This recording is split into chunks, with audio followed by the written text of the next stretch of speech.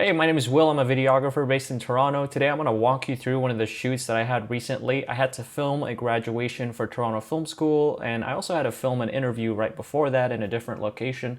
So I wanted to go through my setup, my process, show you some of the difficulties that I'm having given my current setup, and what new gear I'm buying and things like that. So let's hop right into it. So it's 8 a.m. and I arrived to downtown Toronto in one of the campuses for Toronto Film School where we'll shoot an interview. I like the location because it's got a lot of windows in the background, but the problem I'm facing now is a lot of the times my key light, the Amaran 200X, is not as bright as I need it to be. And I thought about buying some ND for the windows, but some of the locations I shoot in have a lot of windows. And sometimes they're too high, sometimes there's too much of them, so I don't have enough ND.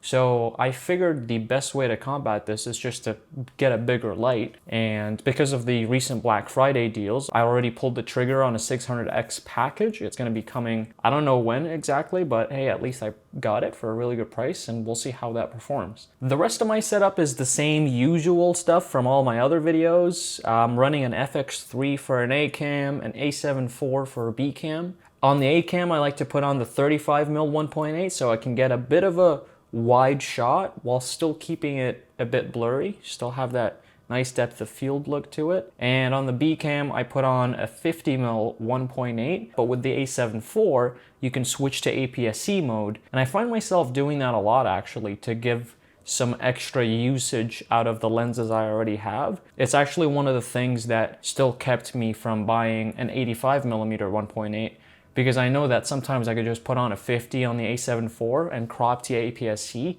and it gives me a really good image that I'm super happy with. I don't care that it's APS-C. If it looks good, it looks good. The shotgun mic I'm using is a Sennheiser MKE 600, always comes with me to every shoot, and the Tentacle Track E for the lav mic because it's 32-bit float. Now for the rim light, I'm using an Amaran PT2C, which is actually this one right here. The thing is though, for some of the shots, we played with some having some RGB in the background. For that, I used an Amaran 150C, which worked great in a lot of situations, but I did notice that the 150C, especially when in RGB mode, just isn't bright enough sometimes when you're competing with daylight and with a 200X that's blasting as a key. The 150C sometimes has trouble competing with all that, again, especially when you're in RGB mode. Because of that, I also am planning on selling my 150C, and instead of it, I already bought a 300C, which is actually my current key at the moment. So hopefully this 300C will give me a little bit more punch when it comes to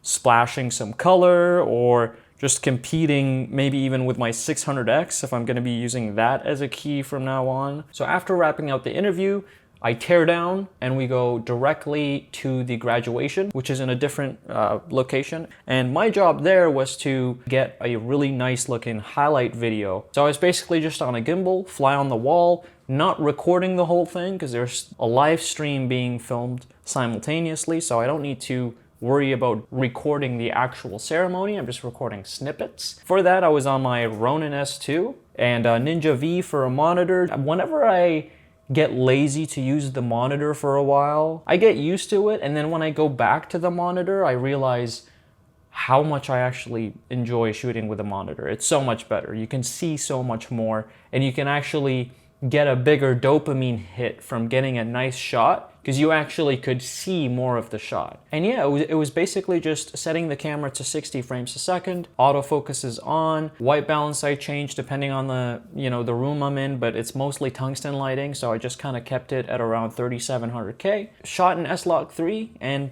that's it. I just walk around and get as much footage as I can of the ceremony, of people mingling. I also filmed a few interviews to include in the recap video, so that's gonna go in there too. But these interviews are kind of off the cuff. There's no lighting involved. I just kind of show up and then we just kind of film it right there and then. There's not a lot of setup going on. And to capture that audio, I just give them a Zoom H1 and set the levels to really low at around like 20. And then, we could just use it like a handheld microphone, and it's actually been working really well. The ceremony was great because there's a lot of lights blasting right at the people, so there was no problem with getting noisy footage or anything like that. It was a bit noisy on the audience side though, especially because they were backlit. So if I were to expose to the lights, it's hard to see their faces sometimes. If I had the space for it in terms of the ceremony itself, I would have probably sat down an A7 IV on a tripod to film the speeches, just because they would look better than the live stream footage. But the thing is I had basically no spacing for that. There was no room where I could safely put my camera there and leave it. So I just kind of had to skip on that and rely on my B-roll footage with the interviews and the footage from the live stream. But yeah, that's it. I had a, it was a fun day. If you have any questions, let me know. And if you have, suggestions to make my stuff better, please let me know, because I'm figuring things out, okay? Thank you.